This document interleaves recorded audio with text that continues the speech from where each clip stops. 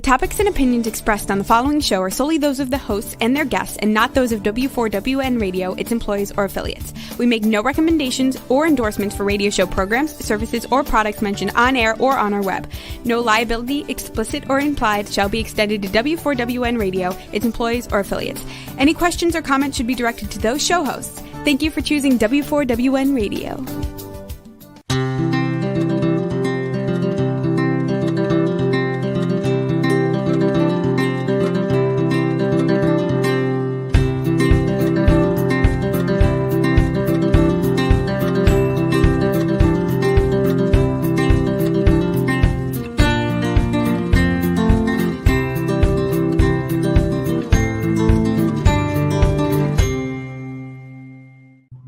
Welcome to my radio and TV show, Debi Changes Lives. I'm Debi, your certified holistic health coach. I revitalize people's lives by helping them identify the root causes of their health issues and create a custom, natural, holistic strategy to address them in the areas of mind, body, and soul. As a health coach, I'm not allowed to say that I heal, treat, cure, prevent, or diagnose any diseases. I can certainly make your body more efficient by reducing symptoms. You'll feel better, be more productive, and enjoy life more. As a certified holistic health coach, I do revitalize people's lives in many different areas of health. I guide you to clean, toxic-free foods and high-quality essential nutrients. My coaching is for optimizing your health, efficiently release weight if necessary, and enhancing your mindset. You'll see and feel the differences with my coaching programs, and you can ask me about them on my complimentary consultation button of my link tree, which is at Debi Changes Lives, DebiChanges LIV as in victory, es.com/linktree, LINKTREE. And when you do that, I'll fill you in. Part of eating a clean, toxic-free diet is consuming organic produce and meats because they are pesticide-free and GMO-free. And obviously, you can purchase these at your local markets or at your farmers markets. But you know what? What's really, truly better is growing it yourself because you can actually make sure they are organic because you always have to look for the certification. And in 2020, I actually had some time to grow my own. And I used blooming minerals. You can put that slide back up. To revitalize the soil with more minerals. And what it is plant-derived minerals that come from a prehistoric source, a plant source. And I actually got a bumper crop of cherry tomatoes and regular tomatoes that were so rich in flavor, and they had really great nutrients in them as well. And also, I'm not a fan of pesticides, so I use essential oils. So you can read this blog post, which is Time to Renew Your Garden Naturally, to get some more information about how that can be done. And that's on the blog button of my link tree. Okay, so today I have Patrice Porter, the gardening grandma, back, who is very inspirational and knowledgeable. Her background in education and her passion in nurturing young minds, she created a program called Roots to Learning, Academic Lessons in the Garden, to help families to create well-rounded, holistic lifestyles for their children. From her homestead in the boreal forest of Saskatchewan, I can't even pronounce it today, Saskatchewan, Canada. She shares her expertise in gardening, sustainability, and self-reliant living to empower families around the world. Patrice is a master cultivator, planting seeds of life skills in future generations. She not only helps people learn the art of growing fresh and nourishing foods, but she also tends to the growth of resilient families as a dedicated parent support coach. She has published 3 books, Bringing Out the Potential of Children, also co-authored a book, No Problem Parenting, Raising Kiddos with Confidence and No Fear.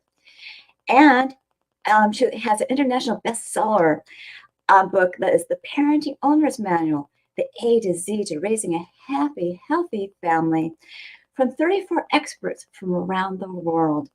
We'll be discussing today cultivating holistic education at home. So let's welcome Patrice Porter, the gardening grandma, back to my show. Patrice, welcome back. Hi, it's always a pleasure to be here with you, Debbie. And I love what you're doing and that holistic lifestyle and getting folks back to growing their own food. That's, as you said, is a passion of mine. And I love this time of year, fall coming up and it's harvest time. And just the other day I had some potatoes I had actually bought them from the store, and I didn't have enough for the recipe, but it was like, no problem. I just go out to the garden spot and dug out a few potatoes and I'm good to go. And having that access to that fresh, nutritious food, it's not only just knowing that you've got the proper nutrition in your food, but the access to it, because it's coming harder to find real good foods, like even like the labeling of organic food, you're never quite sure of what that means. And No, with no, you're not. And I've heard some farmers will who are certified organic will take someone else's produce and put it out there too. So you really don't know. But you yeah, can tell by the taste though, can't you? I mean, it oh makes a yeah, big like difference.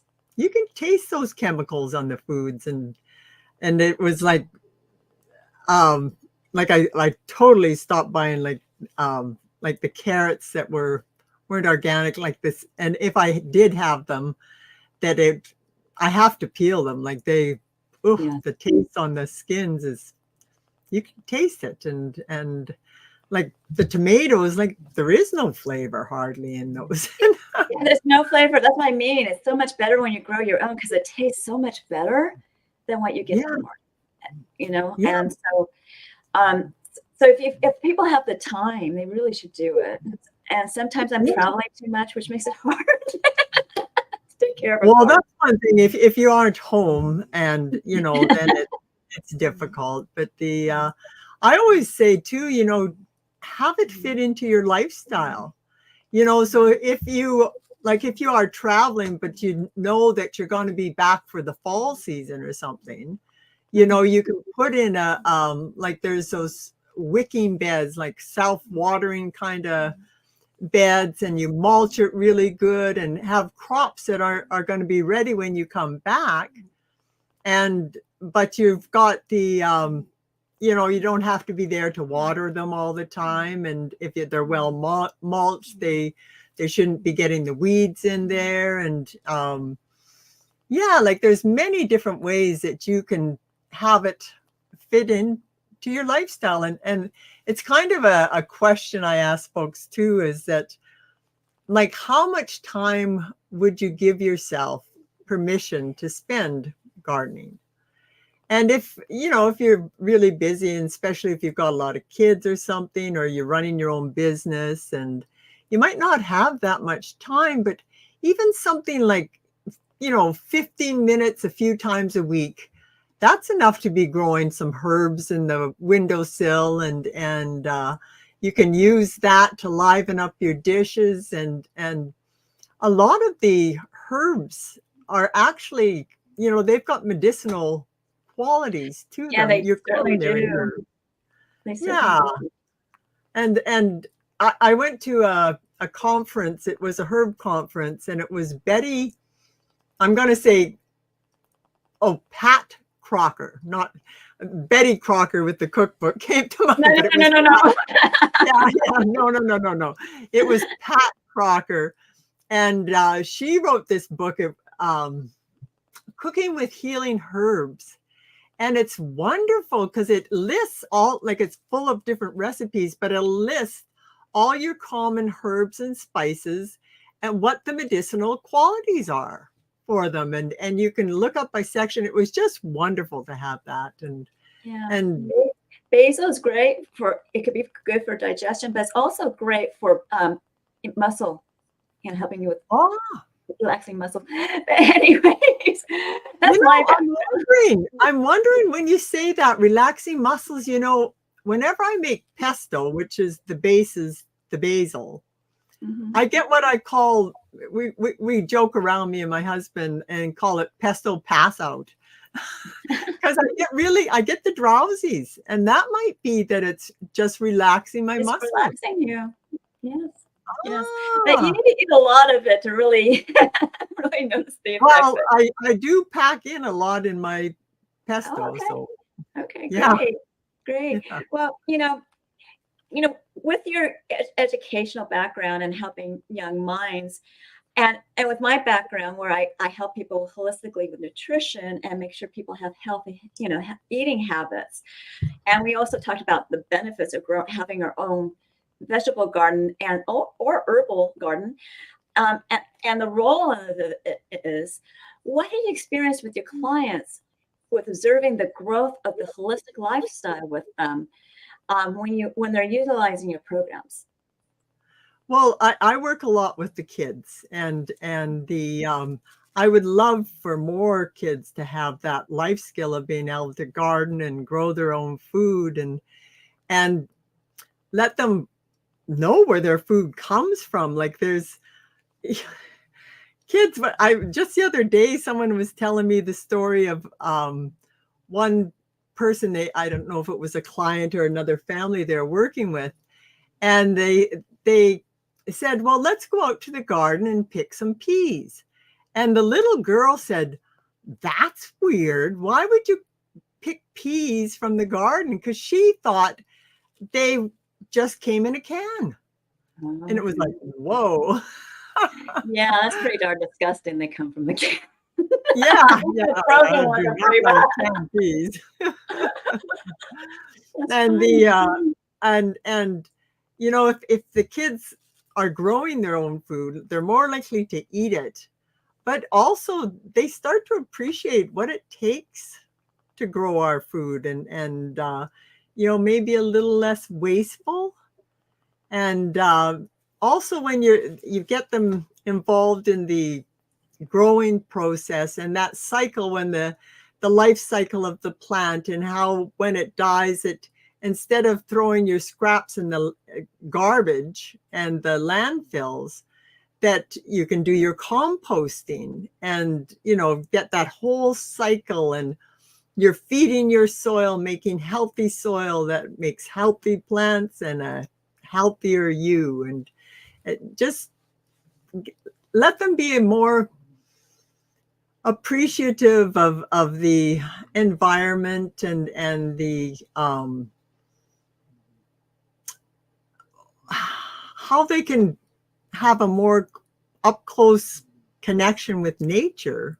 Yes. And like in my courses, I the first thing, it's getting Mother Nature on your side, like teaming up with her and learning about her schedule and her superheroes.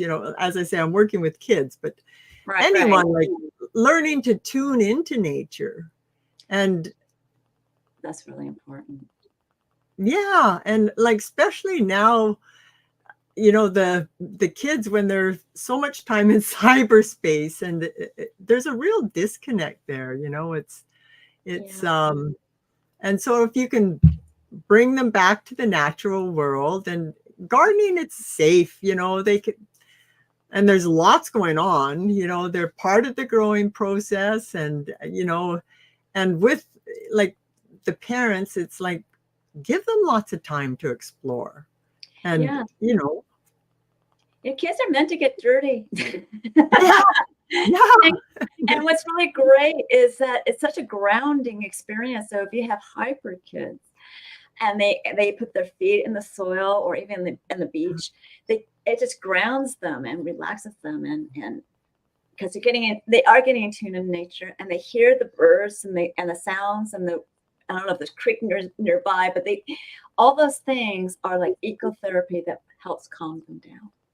yeah. And it's almost like a meditative practice, and you're planting and tending you're planting your seeds and tending your plants, and it's just really quiet and relaxing. So there's so many benefits, like not only with the fresh, nutritious food, but that mental, de-stressing. And there's actually scientific studies that say when you're working with your hands in the dirt, Yes. that it It grounds you. stimulates that, well, the serotonin, I think it was serotonin or dopamine hormone is released. And I thought that was really interesting. And that, and Because they're also getting natural vitamin D as well when they're outside. That's it. Yeah. Yeah. And there's, I don't know, when you're part of the growing process and you're watching your seeds, you're planting your seeds, and you get to watch them grow into food producing plants like that. I still have that awe and wonder. Yeah. It's every spring when stuff starts sprouting in the garden, and I'm always on the lookout for the first greens, and it's usually the nettles.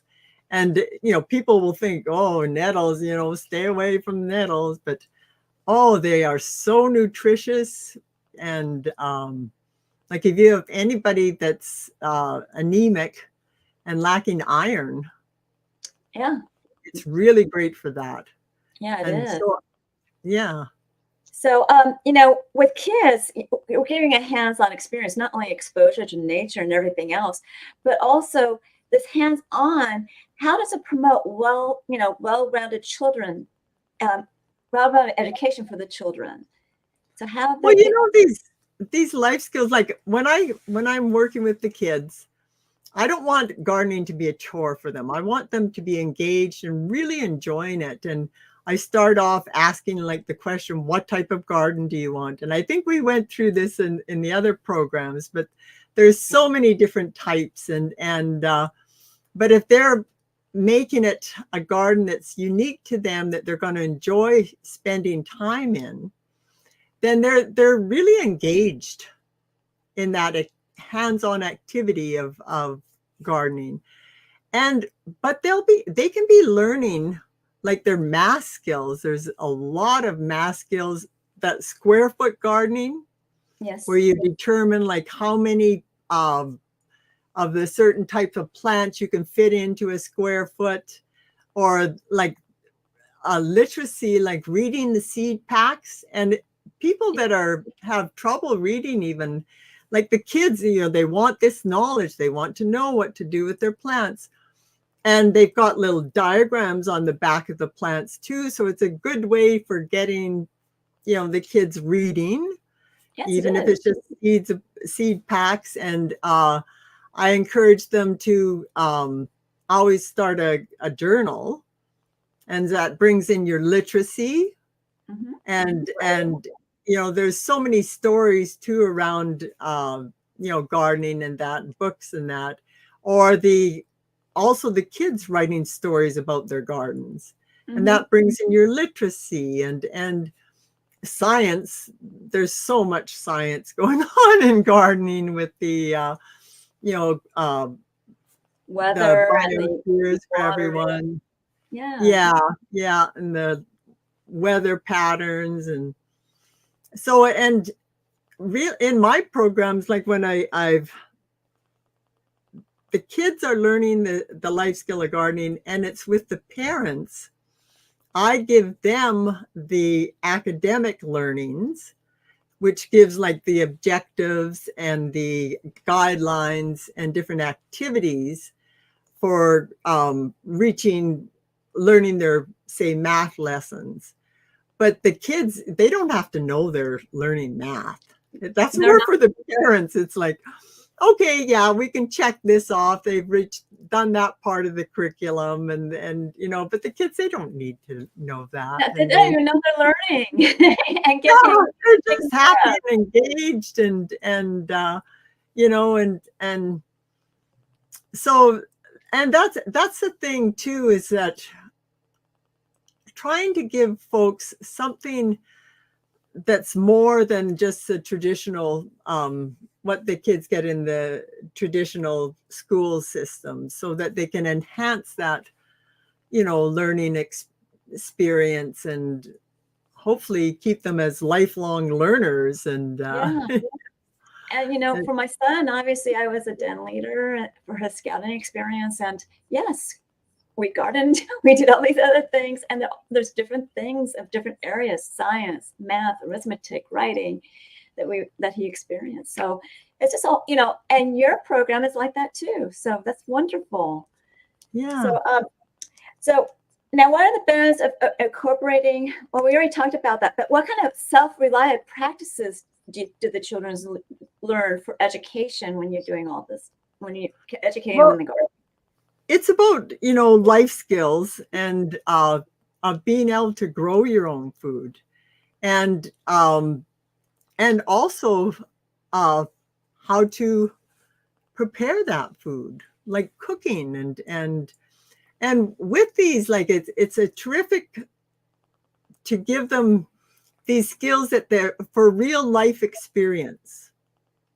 So, the gardening, they're going out, they're producing their food. And I always suggest, like, do it with your kids because it's terrific bonding experience. And then when they're bringing it in, like even at the beginning, when you're planning your garden, like pick out some recipes that you want to use that with this food you're going to be growing, and get the kids involved in that life skill of being able to prepare their foods and their cook and then it leads to a more healthier food culture. Like, yes, it does. They're going to be, if they grow it, they're more likely to eat it. And also as they get older, like they'll turn more to the whole foods instead of the fast foods and, convenient foods especially if they're used to eating garden food, they don't want to go back to the store bought food. Exactly. And when we grew carrots or whatever we did, it was such an exciting thing for my son that he just couldn't wait to eat them. And he wanted to help cook. He wanted to do things like that. And now, as a 20-year-old, he actually cooks for himself. So it does instill these great life skills. So, okay. So, well, we may have covered this, but I'm going to ask it anyways. So what are the tips of incorporating academic lessons and gardening activities to enhance the understanding of various subjects? Yeah, well, we mentioned that, with the square foot gardening and the journaling and stuff like that.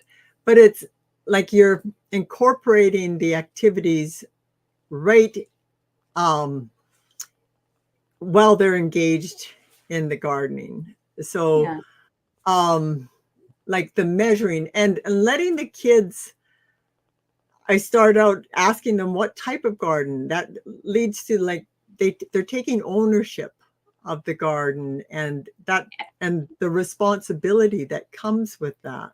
And they're planning out the space too, the spatial idea, right? Yeah. And letting them be involved all the way from the planning their garden to bringing in that harvest. And it's them that are adding to the family food supply in it. That really like boosts their confidence. And it's like, wow, yeah, I can do this. I'm contributing. And they feel a little bit more valued there. But I don't know if I answered that all where it's. Well, no, but it's skills. You added something else, so you did fine. But I just want to see if there was anything else. Now, with your program, I mean, some people are international, I assume. And are they watching a video or are they reading a book? What exactly are they doing to learn your lessons? Well, the kids, it's the Got Dirt Gardening for Kids program. There, it's done. I take them right out into my gardens, but via video.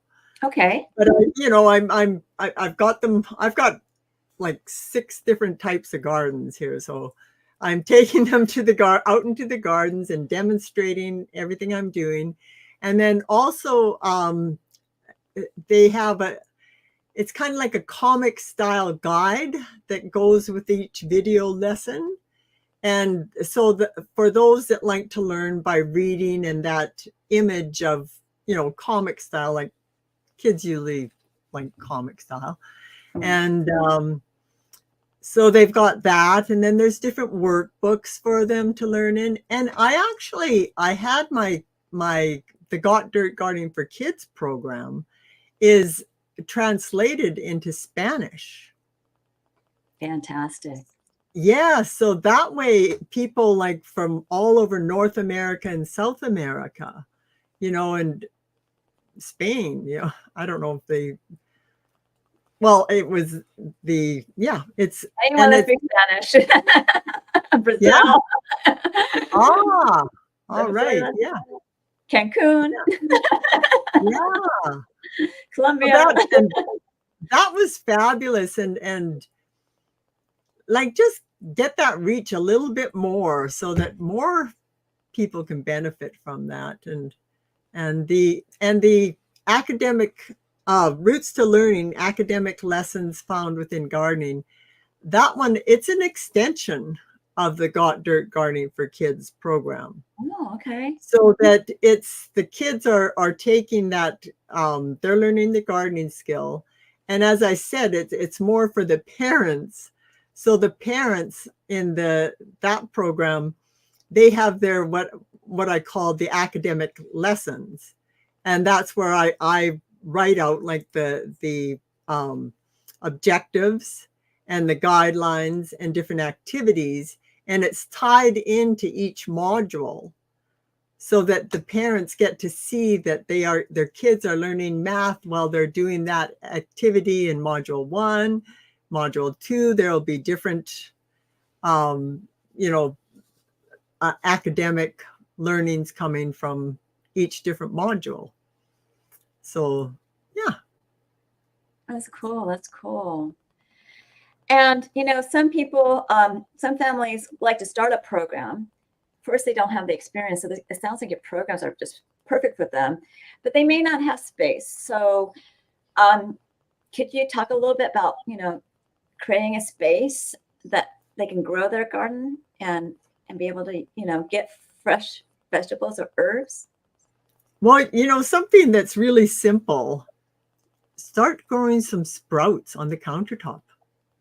Yes. Or microgreens. And even with the kids, when they are starting to garden, and they can be a little impatient sometimes waiting for their stuff to get growing. So, things like growing some sprouts, and sunflower seed sprouts are really great because it's a bigger seed, and for younger kids, it's really easy for them to plant out. And like I just take a tray that and I put in some peat or cocoa fiber, or even sometimes I've used some of my old potting soil. It's just some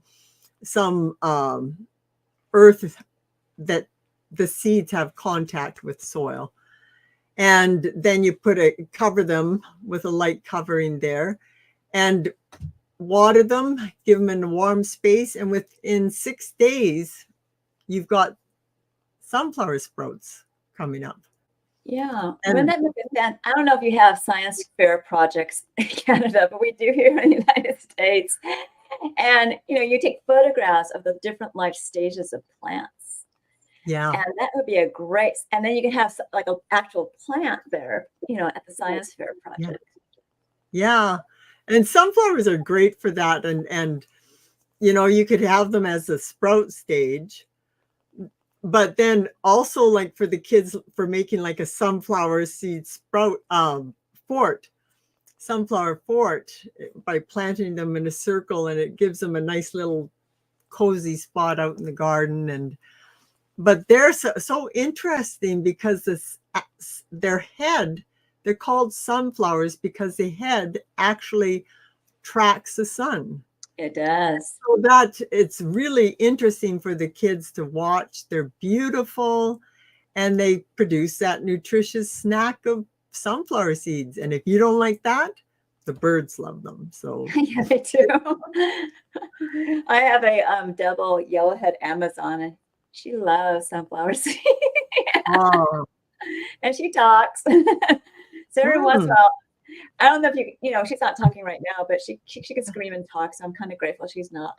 yeah, But yeah, it's yeah. So you do that for yourself and your pets there too. You can be growing that. And the big thing, like if you're just getting started, you even like with the kids, if they're starting to get into this gardening program, you always want to give them some early successes so that that it's not just a big failure. They put some seeds in and nothing grew. Then they'll give up really quick on gardening. So if you can give them some early successes and hopefully turn them into lifelong gardeners, but things like pick plants that are easier to grow, like your mints, they they really will grow, and it's easy to have them growing on the windowsill, things like that. so something like Your cilantro would be really good. Yeah, there's and things that like if you haven't got the space and that you might not have a much sunshine, things that don't need full sunlight that much, like your arugula too, and your salad stuffs, and those can be grown under lights. I have a large indoor garden for the winters because we have like 2 months of summer and 6 months of winter up here. So Nice. I move my gardens indoors for the winter time. Well, that's a cool thing. I just want to add that cilantro actually is a great way to detox. Yeah, So, and you can put it in pesto to yes. get that relaxing of Type the of basil. pesto, yes. Yeah. But when you do indoor gardening, or when you do like box container gardens, what's the best way of doing those type of things? You may want to talk about one or the other, or both if we have time. But what's the best way of designing something like that? Because some kids may want to Well, do construction. I know a lot of people, if they're growing indoors, they will. Oops, there, I'm back. Yeah, you're back. You're fine. Yeah, they will. They will use grow towers. Have become quite the thing. Yes. But myself, like I did the research for the lights, and I got the proper ceramic halide lights, which I had been growing some lettuce in the winter, and I had a cheaper LED light, and I had my lettuce in a rectangle pot, and I had half of the pot was under the ceramic halide light, and half was under the LED light. And the one under the ceramic halide was at least double the size of the one. And it was the same pot, same soil, same plants. It's just a different lighting. So like the lighting makes a big difference. What about music? Sure. I mean, and I don't know, there's something about, like, I always say, to be observant in your garden, but giving your plants that attention, I believe it. I don't speak out loud to my plants like some people say to do, but I do. I'm communing with my plants and tending to them and giving them love and care, and it makes a difference. And Yeah, it does. It does. it does. We all living things respond to loving care. I'm just wondering if the sounds of birds would be helpful, because it's Well, something they're used to outside. So, well, actually, I grow in it's a sunroom, but the sound, it really lets the sound in. And I'll have actually the welcome video in my course. You hear the birds chirping in the background because we have a lot of birds in our yard, but it travels right through there. But it's it's bringing that little bit of magic in there too. When the kids are getting involved in the growing process, and I show them how, if you're growing things indoors, like your tomatoes, you haven't got the birds and bees to pollinate them, but if you can give them a little tap, they will pollinate. Cucumbers, same with that, the peppers, and it's indoors. You want to make the most of your space. So I like, instead of using round pots, I use rectangular pots so they can fit in, nice and tight. And you want to get the plants that are good producers. So you're getting the most out of the space that you do have. And there's certain varieties will be more productive, or just the type of plants that you're growing. And so yeah. So you're always starting with a seed versus something that's a seedling, correct? No. I start my own seedlings, but too, because trying to get extend the growing season here, I start a lot of plants, by seedlings. I'll start them indoors and then move them out into the garden. And I like to have some extra seedlings on hand so that, you're not going to get 100% germination of your seeds.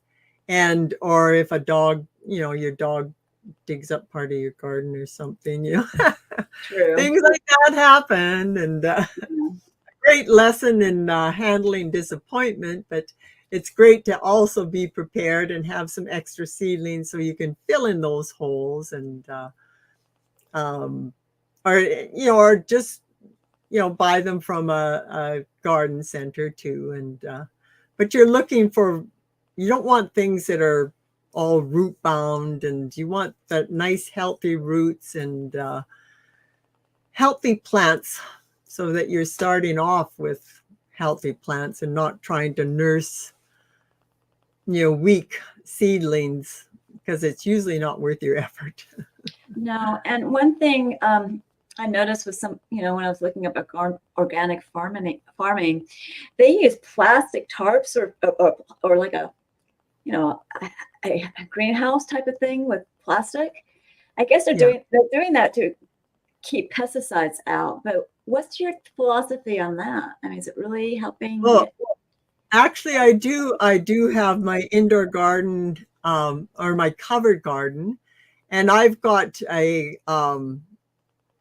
it's a woven plastic, but I use it like for years and years and years and years and years. And like I don't know, they say like you're not supposed to use it that many years, but I take it off in the winter. So it's only up for a few months, and then I take it off in the winter.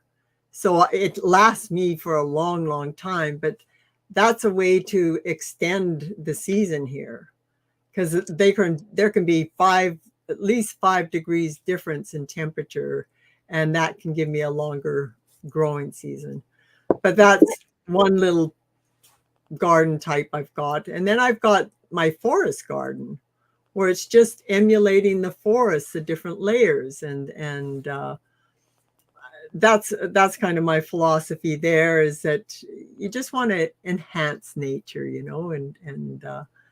and it's there's so many lessons that can be learned, from Mother Nature, and being that I live right in the forest, it's really easy for me to emulate the forest. So if you have multiple box gardens where you have the top ones to be the shade, would that work? I mean, how would you? Well, there is to use that. I do have. I actually won this garden. It was stacking pots. Yes. On it. Yeah. And I had actually won it it was a fundraiser for someone, and I won this. But it's so then you've got 3 different layers, and that's to better utilize your space too. And I've never, well, I have stacked just my own pots too, and especially when I'm trying to bring stuff in and and making the most use of it. And I had my rosemary, I had a couple of rosemary plants, and one was in a bigger round one. And so it was kind of bent over and was growing off to the side. And then I had another one that was in a smaller pot, and I just put it fit nicely on top of there, and it didn't interfere with the growth. And, so that stacking of pots can make better use of the space. And a layering effect, yes. And vertical gardening, train things up. Yeah. Well, we have time, but I want to give you a lot of time regarding talking about your offer today.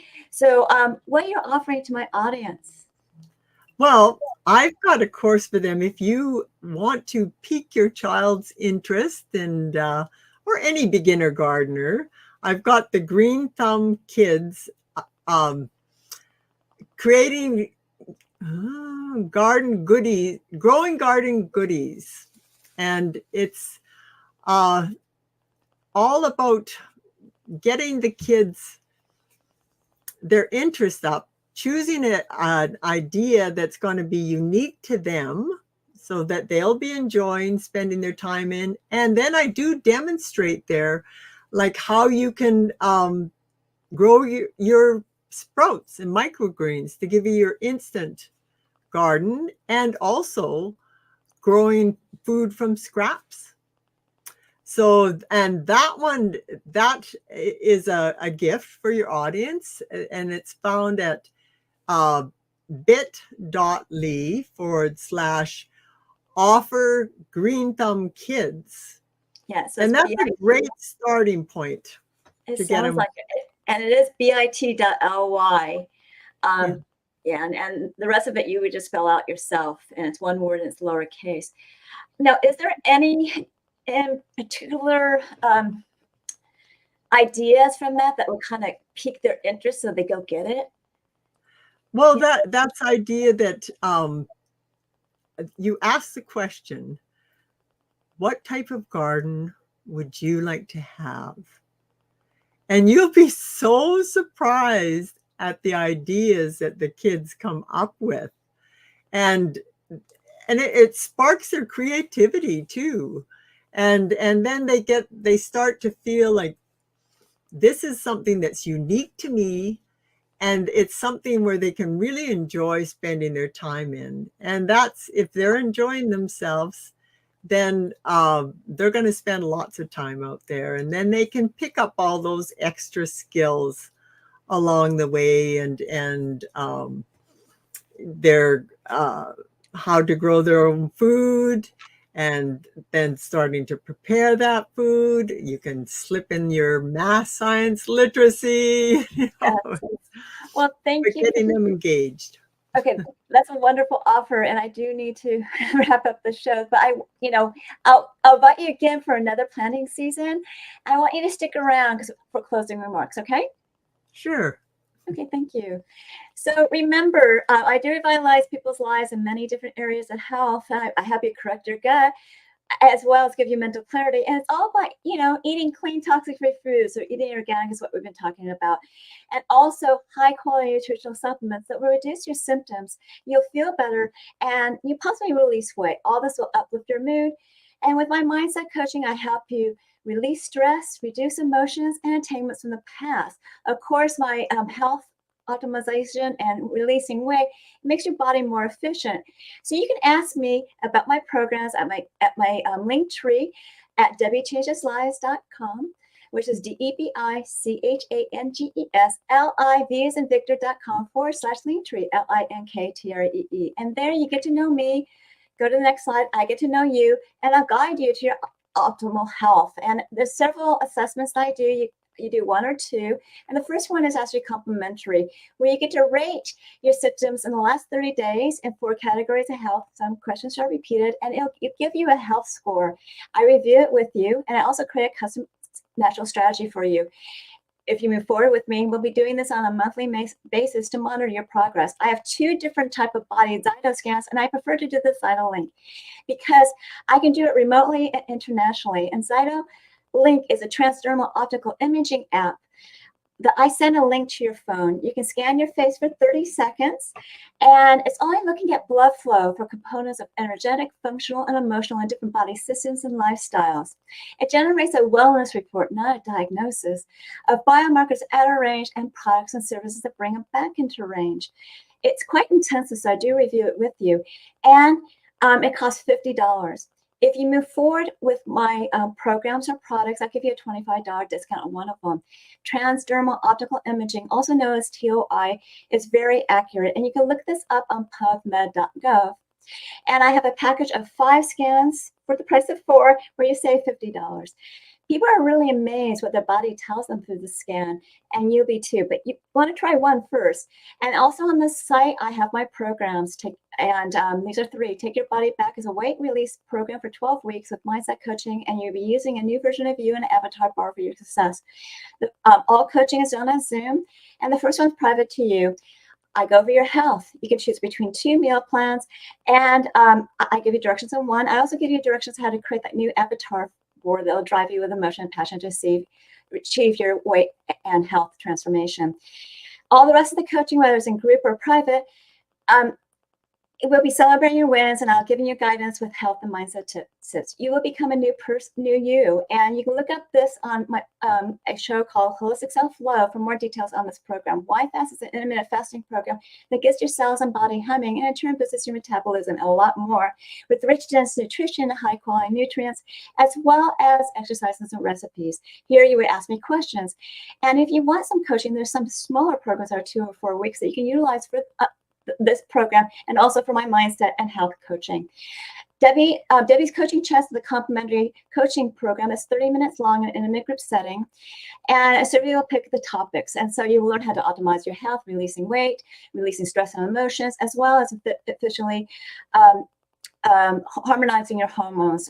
You'll create a winning mindset, and you'll be learning how to create a new version of you in an avatar where they'll drive you with emotion and passion to achieve your health and weight transformation.